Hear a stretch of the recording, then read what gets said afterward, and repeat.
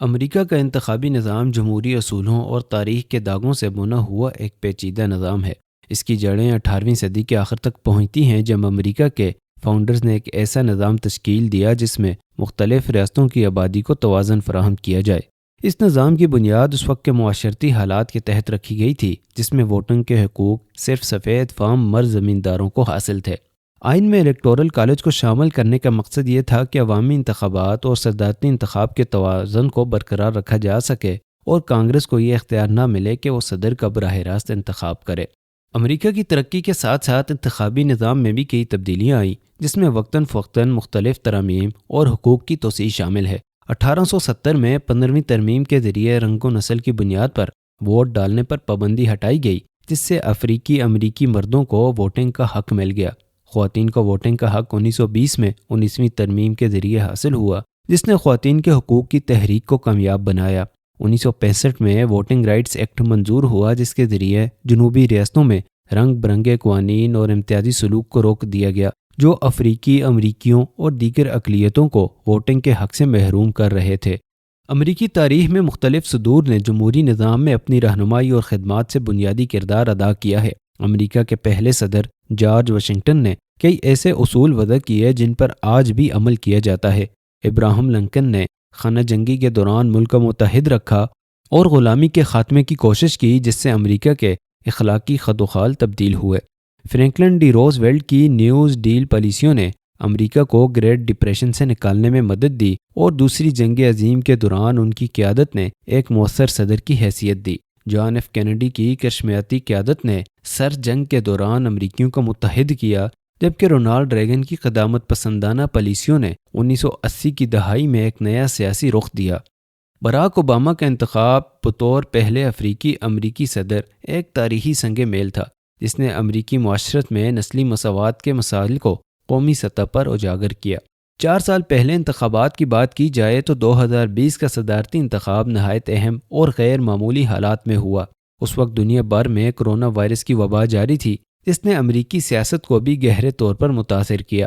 اس وبا کے دوران معاشرتی فاصلہ برقرار رکھنے اور ڈاک کے ذریعے ووٹنگ کے وسیع پیمانے پر انتظامات کیے گئے۔ اس ماحول میں جو بائیڈن نے موجودہ صدر ڈونلڈ ٹرمپ کو شکست دی۔ یہ انتخابات سخت متنازع اور شدید تقسیم کی فضا میں منعقد ہوئے، جہاں صحت کے اقدامات اور اقتصادی بحالی اور سماجی انصاف جیسے مسائل پر شدید اختلافات تھے۔ خاص طور پر جارج فلائیڈ کی ہلاکت کے بعد سماجی انصاف اور پولیس اصلاحات کے موضوعات اہمیت اختیار کر گئے تھے۔ دوستو، امریکی انتخابی نظام کا اہم حصہ الیکٹورل کالج ہے، جس کا مقصد اس بات کو یقینی بنانا ہے کہ ہر ریاست کی نمائندگی برابر کی سطح پر ہو۔ اس نظام میں براہ راست عوامی ووٹ کے بجائے منتخب نمائندے یعنی الیکٹر صدر کا انتخاب کرتے ہیں۔ پورے ملک میں 538 الیکٹورل ووٹ ہیں اور کسی بھی امیدوار کو صدر بننے کے لیے 270 ووٹ حاصل کرنا ضروری ہوتے ہیں۔ ہر ریاست کو اس کی آبادی کی بنیاد پر الیکٹورل ووٹ دیے جاتے ہیں، جو چھوٹی اور بڑی ریاستوں کو نمائندگی کے مساوی مواقع فراہم کرتے ہیں۔ مثال کے طور پر کیلیفورنیا، جو کہ سب سے زیادہ آبادی والی ریاست ہے، کو 55 الیکٹورل ووٹ ملتے ہیں، جبکہ ورمونٹ اور الاسکا جیسی کم آبادی والی ریاستوں کو 3 ووٹ دیے جاتے ہیں۔ الیکٹورل کالج کی ایک تقسیم امریکی جمہوریت کی روح کو برقرار رکھنے کے لیے ہے اور ہر ریاست میں عوامی رائے کو متوازن انداز میں شامل کرنے کی کوشش کی جاتی ہے۔ یہ نظام اس بات کو یقینی بناتا ہے کہ کوئی بھی امیدوار ملک کے تمام حصوں میں انتخابی مہم چلائے اور صرف زیادہ آبادی والے علاقوں پر ہی انحصار نہ کرے۔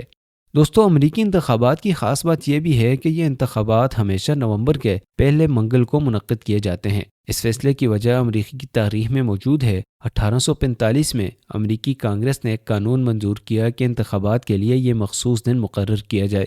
اس وقت امریکہ میں ایک زرعی معاشرہ تھا اور زیادہ تر امریکی دیہی علاقوں میں رہتے تھے۔ اتوار کو لوگ چرچ میں عبادت کے لیے جاتے تھے، اس لیے پیر کے دن سفر کر کے منگل کو ووٹ ڈالنے کے لیے موزوں سمجھا گیا، جس سے بدھ کو لوگ واپس اپنے کاموں میں مشغول ہو سکتے تھے۔ دوستو، اب بات کرتے ہیں ڈونلڈ ٹرمپ کی۔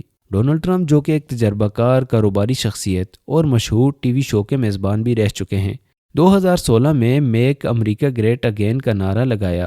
اس نعرے کے ذریعے انہوں نے اپنے حامیوں کو یقین دلایا کہ وہ امریکہ کو دوبارہ عظیم بنائیں گے۔ اس نعرے کا مطلب تھا کہ امریکہ کی اقتصادی ترقی کو بڑھایا جائے گا، ملک کی حفاظت اور دفاع کو مضبوط بنایا جائے گا اور عالمی سطح پر امریکی مفادات کو ترجیح دی جائے گی۔ اس نعرے نے خاص طور پر ان امریکیوں کو متاثر کیا جو اپنی روایتی اقدار کی بحالی اور قومی مفادات کے حق میں ہیں۔ اس بار کے انتخابات نے ڈونلڈ ٹرمپ کی اسٹرانگ کمپیٹیٹر کیملا ہیرس تھیں، جو کہ 2020 کے انتخابات میں جو بائیڈن کے ساتھ نائب صدر کی امیدوار تھیں۔ ان کا نعرہ فار دی پیپل تھا۔ ان کا پیغام زیادہ تر سماجی انصاف، برابری اور عوام کی فلاح و بہبود پر مرکوز تھا۔ انہوں نے اپنی انتخابی مہم میں صحت، انصاف اور تعلیم کے مسائل کو خاص اہمیت دی اور اس بات کا وعدہ کیا کہ وہ امریکہ کو ایک ایسا ملک بنائیں گی جہاں سب کو برابر کے مواقع ملیں۔ دوستو، امریکہ میں کچھ ریاستیں ایسی ہیں جو انتخابات کے نتائج میں فیصلہ کن کردار ادا کرتی ہیں اور انہیں سوئنگ سٹیٹس یا بیٹل گراؤنڈ سٹیٹس کہا جاتا ہے۔ ان ریاستوں میں پنسلوینیا، فلوریڈا، اوہایو، مشیگن اور وسکونسن شامل ہیں۔ ان ریاستوں میں دونوں جماعتوں کے ووٹرز کا تناسب تقریباً برابر ہوتا ہے اور کوئی بھی جماعت ان میں واضح برتری نہیں رکھتی۔ اسی وجہ سے دونوں جماعتوں کے امیدواران ان ریاستوں میں اپنی کمپین پر زیادہ توجہ دیتے ہیں اور یہاں ووٹروں کو قائل کرنے کے لیے زیادہ وسائل خرچ کرتے ہیں۔ سوئنگ سٹیٹس کے نتائج پورے انتخابات کے نتائج پر گہرا اثر ڈالتے ہیں اور دونوں جماعتیں ان ریاستوں کو جیتنے کے لیے پوری کوشش کرتی ہیں۔ ڈونلڈ ٹرمپ کے لیے 2016 اور 2020 دونوں انتخابات میں کچھ مخصوص ریاستیں زیادہ ووٹ دینے والی ثابت ہوئیں۔ ان ریاستوں میں ٹیکساس، الاباما، جنوبی کیرولینا اور دیگر جنوبی ریاستیں شامل ہیں جنہوں نے روایتی طور پر ریپبلکن جماعت کے حق میں ووٹ دیا۔ ان ریاستوں میں ٹرمپ کے حامیوں کی بڑی تعداد موجود ہے جو قدامت پسند نظریات اور امریکہ کو پہلے رکھنے کے فلسفے کو پسند کرتے ہیں۔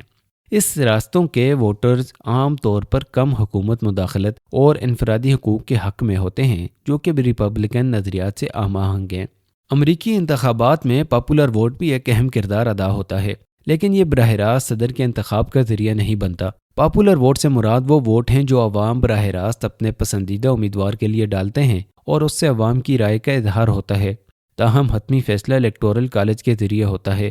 مثال کے طور پر 2016 میں ڈونلڈ ٹرمپ نے الیکٹورل ووٹ کی بنیاد پر صدر کا انتخاب جیتا، جبکہ ان کی مخالف امیدوار ہیلری کلنٹن نے پاپولر ووٹ میں برتری حاصل کی تھی۔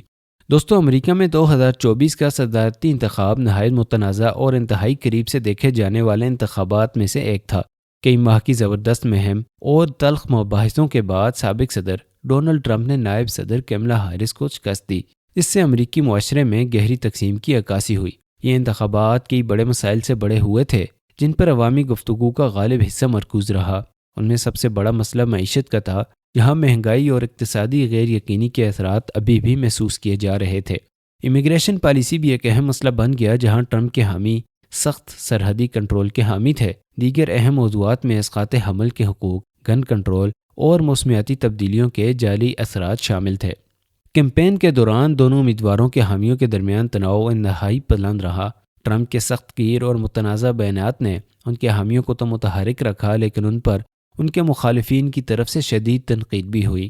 دوسری طرف کیملا ہیرس نے خود کو ایک متحد کرنے والی شخصیت کے طور پر پیش کرنے کی کوشش کی، لیکن بائیڈن کے صدارتی عہدے سے ہٹنے کے بعد انہیں پوری طرح منظر عام پر آنے میں مشکلات کا سامنا رہا۔ میڈیا نے ان انتخابات میں اہم کردار ادا کیا کیونکہ امیدواروں کے بیانات اور ان کے مسائل کو مختلف طریقوں سے پیش کیا جا رہا تھا۔ کئی نیوز چینلز کو ٹرمپ کے بیانات کو بغیر کسی معمولی تبدیلی کے پیش کرنے میں مشکلات کا سامنا کرنا پڑا، جبکہ کچھ پر تنقید کی گئی کہ وہ ٹرمپ کے بیانات کو نارمل بنا کر پیش کر رہے ہیں۔ سوشل میڈیا پر بھی سیاسی مواد اور غلط معلومات کو سنبھالنے کی کوشش کی جاری رہی۔ صدر بائیڈن کے ہٹ جانے کے بعد نائب صدر کیملا ہیرس نے انتخابی مہم میں بڑا مزید کردار ادا کیا۔ انہوں نے ڈیموکریٹک پارٹی کے حامیوں کو متحرک کرنے کی کوشش کی، خصوصاً خواتین اور اقلیتی ووٹرز میں اپنی جڑیں مضبوط کرنے کی۔ ہیرس نے اپنے بائیڈن انتظامیہ کے تجربے کو نمایاں کیا اور ٹرمپ کی پالیسیوں سے اپنے نقطۂ نظر کا فرق واضح کیا۔ ان کی مہم کا زیادہ زور اسقاط حمل کے حقوق، نسلی مساوات کے مسائل اور صاف توانائی کے منصوبوں پر رہا۔ انتخابی دن قریب آتے ہی امن و امان کے ممکنہ مسائل اور نتائج کو چیلنج کیے جانے کے خدشات بڑھ گئے۔ انتخابی حکام اور قانون نافذ کرنے والے اداروں نے مختلف اقدامات کیے تاکہ ووٹنگ کا عمل محفوظ اور پرامن رہے، لیکن اس تناؤ کے ماحول میں کچھ مقامات پر ووٹرز کو ڈرانے، دھمکانے اور احتجاجی مظاہروں کے واقعات بھی ہوئے۔ ایک اہم واقعہ یہ بھی تھا کہ اس کیمپین کے دوران ڈونلڈ ٹرمپ پر قاتلانہ حملے کی کوشش بھی کی گئی، جس میں وہ زخمی ہوئے مگر جان بچ گئی۔ یہ واقعہ پنسلوانیا میں واقع ہوا جب ڈونلڈ ٹرمپ لوگوں سے خطاب کر رہے تھے۔ انتخاب کے نتائج کے دوران دونوں امیدواروں نے اپنے بیانات میں اپنے موضوعات کو برقرار رکھا۔ ٹرمپ کی فتح کے بعد انہوں نے اپنے خطاب میں امریکہ فرسٹ کے ایجنڈے کو برقرار رکھتے ہوئے وعدہ کیا اور کہا کہ وہ میک امریکہ گریٹ اگین کے نظریے کے تحت کام کریں گے۔ انہوں نے بائیڈن انتظامیہ کی کئی پالیسیوں کو فوری طور پر ختم کرنے کا وعدہ کیا، خصوصاً امیگریشن اور توانائی کے شعبے میں۔ ٹرمپ نے اعلان کیا کہ ان کی جیت امریکی عوام کی طرف سے ان کے نظریے کی بھرپور حمایت کا اظہار ہے۔ ہیرس نے اپنی شکست کے بعد ایک خطاب میں قومی اتحاد کا مطالبہ کیا اور اپنے حامیوں کو اس بات پر زور دیا کہ وہ جمہوری اداروں کی حفاظت کے لیے سرگرم رہیں۔ ہیرس نے کہا انتخابات کے قریب نتائج اس بات کی عکاسی کرتے ہیں کہ ملک میں ایک بڑا طبقہ ابھی بھی ترقی پسند نظریات کے حامی ہے۔ ٹرمپ کی وائٹ ہاؤس میں واپسی کے ساتھ ہی دنیا امریکہ کی داخلی اور خارجہ پالیسی میں ممکنہ تبدیلیوں کی تیاری کر رہی ہے۔ ممکنہ تبدیلیوں اور چیلنجز میں شامل ہیں خارجہ پالیسی میں ٹرمپ کا ممکنہ طور پر دوبارہ عالمی تعلقات میں زیادہ تجارتی انداز اپنانا شامل ہوگا، جس سے خاص طور پر یورپ میں اتحادیوں کے ساتھ تعلقات میں تناؤ پیدا ہو سکتا ہے۔ بین الاقوامی معاہدوں، خاص طور پر موسمیاتی تبدیلی اور تجارتی معاہدوں میں شامل ہونے یا ان سے نکلنے کا امکان ہے۔ چین کے ساتھ بھی سخت موقف اپنانا متوقع ہے، جس سے تجارتی کشیدگی اور جغرافیائی سیاسی تنازع میں اضافہ ہو سکتا ہے۔ امیگریشن کے معاملات میں سرحدی سیکیورٹی پر دوبارہ توجہ مرکوز کی جائے گی، جس میں میکسیکو کے ساتھ سرحدی دیوار کی تکمیل کے اقدامات شامل ہو سکتے ہیں۔ امیگریشن پالیسی مزید سخت ہونے کا امکان ہے، جس میں قانونی امیگریشن اور پناہ گزینوں کی تعداد کو محدود کرنے کی کوششیں شامل ہو سکتی ہیں۔ اکنامک اور تجارت میں اقتصادی ترقی کے لیے ٹیکسوں میں کمی اور ضابطوں کو کم کرنے کے اقدامات کیے جائیں گے۔ ممکنہ طور پر تجارتی پالیسی میں مزید تحفظ پسندانہ انداز اپنایا جائے گا، جس میں درآمدات پر ٹیکس کا نفاذ شامل ہو سکتا ہے۔ داخلی مینوفیکچرنگ اور توانائی کی پیداوار کو فروغ دینے کی کوششیں ہوں گی، جو کہ ممکنہ طور پر ماحولیاتی قوانین پر اثر انداز ہو سکتی ہیں۔ ماحول اور موسمیاتی تبدیلیوں کے محکمے میں بائیڈن کے دور میں کیے گئے موسمیاتی اور ماحولیاتی اقدامات کو واپس لینے کا امکان ہے۔ بین الاقوامی موسمیاتی معاہدوں سے دستبرداری اور قابل تجدید توانائی کی حمایت کو کم کرنے کی حکمت عملی بھی اختیار کی جا سکتی ہے۔ فاسل فیول انڈسٹریز جیسے کوئلہ اور تیل کے لیے مزید حمایت متوقع ہے۔ صحت کے شعبے میں اوباما کیئر کو ختم کرنے یا اس میں تبدیلیاں لانے کی کوشش کی جا سکتی ہے اور ممکنہ طور پر صحت کے میدان میں مارکیٹ پر مبنی اصلاحات کی جائیں گی، جس سے پرائیویٹ انشورنس کے اختیارات میں اضافہ ہوگا۔ عدلیہ میں وفاقی حکومتوں میں قدامت پسندانہ ججوں کی تقرری کی جا سکتی ہے، جس سے مستقبل کے لیے قدامت پسندانہ عدالتی اکثریت مضبوط ہوگی۔ سماجی مسائل وفاقی سطح پر اسقاط حمل کے حقوق اور LGBTQ کے حقوق پر چیلنجز کا امکان ہے۔ اس کے علاوہ گن رائٹس اور دوسرے آئینی مسائل پر دوبارہ بحث ہو سکتی ہے۔ ان ممکنہ تبدیلیوں کو کانگریس میں ڈیموکریٹک اراکین اور ریاستی حکومتوں سے شدید مزاحمت کا سامنا کرنا پڑ سکتا ہے۔ ملک کی گہری تقسیم کی وجہ سے ٹرمپ کی کئی اہم پالیسیوں کو قانونی اور قانون سازی کے چیلنجز کا سامنا ہو سکتا ہے۔ عالمی سطح پر ٹرمپ کی کامیابی ممکنہ طور پر اہم اتحادیوں اور مخالفین کے ساتھ تعلقات میں تبدیلی کا باعث بنے گی۔ یورپی رہنما خاص طور پر دفاع اور تجارت کے معاملات میں زیادہ خود مختاری اختیار کر سکتے ہیں۔ روس اور شمالی کوریا جیسے ممالک اپنے مفادات کے حصول کے مواقع دیکھ سکتے ہیں، جبکہ موسمیاتی تبدیلیوں سے متعلق تشویش رکھنے والے ممالک دوسرے شراکت داروں سے ماحولیاتی مسائل میں قیادت کے لیے رجوع کریں گے۔